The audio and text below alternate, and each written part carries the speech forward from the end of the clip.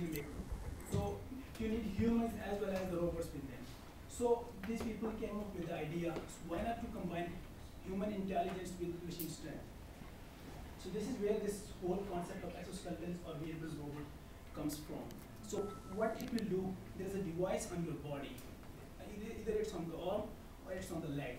So it will first of all detect your human gesture. And then automatically it is going to augment the operation which you want to do. Basically the amount of force required for your work to be done is going to be provided by this wearable robot or exoskeleton. So here that's what we have described for strength and endurance enhancement of a person. So basically these are used for enhancement of a person, not for the replacement of a person. So here we are. And here comes another motivation for using these kind of devices. These are all medical applications in which these kind of devices can be used. For example, people with prosthetic hand and limb. There are people with mobility disorders also. And there are people with stroke who need some rehabilitation. So if you have some device, like if there is a hand stroke patient, and you have some rehabilitation at rehabilitation center, you have some device. So you just can synchronize the movements with this device, and with 2 or 3 sessions, you can get some results out of that. That his brain, that the patient's brain can start signaling to the stroke and also. And then you have people with spinal cord injury patients, and there's very interesting information over here that human biomechanics says that we should not put a weight more than 30% of our weight on our back. So if there are people with spinal cord injury, so they would definitely not afford any kind of weight on their back. So you must need some device. You need here exoskeleton kind of device also. And then there are upper extremity and lower extremity exoskeletons, and lower extremity exoskeletons they are mostly done by Berkeley, and they are called Berkeley lower extremity exoskeletons. So here is the whole concept summed up in one device.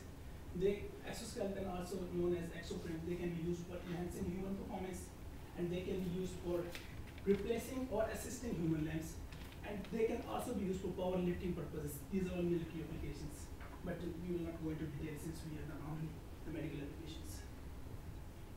Now this slide really shows the general history of the first ever device of this kind built, and it was built in 1960. And it was built by a company, General Electric, in collaboration with USA military. And it was called Hardiman.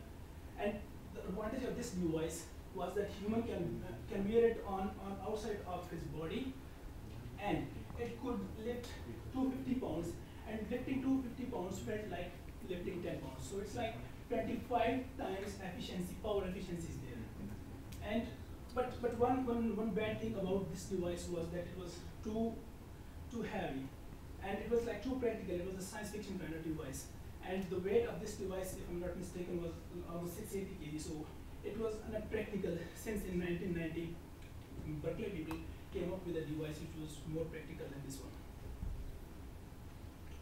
So here are the overall concept divided.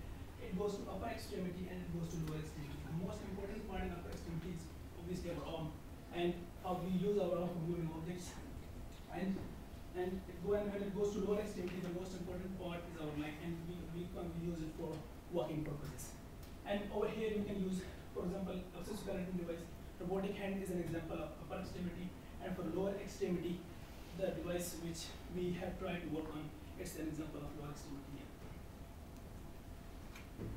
So here is the whole concept revised. As I said, it's the word exoskeleton. So it is something outside of your skeleton. Exoskeleton is something outside of your skeleton. It means something outside of your body. And if it is, we believe that this kind of suit, if we can prepare in this kind of technology in the future, we really believe that it's going to be very helpful, because this kind of suit is generally very easy to wear and easy to carry also, and low weight also. And this exoskeleton, if it can be implemented, it will be a great revolution in the technology. So, and now the whole concept I told you, it's brought from sensing data from human gesture, and then it gives command to controller, and then controller will actuate the actuator. So we'll start with the first section of sensors, and I will call Rostam to come over here and display.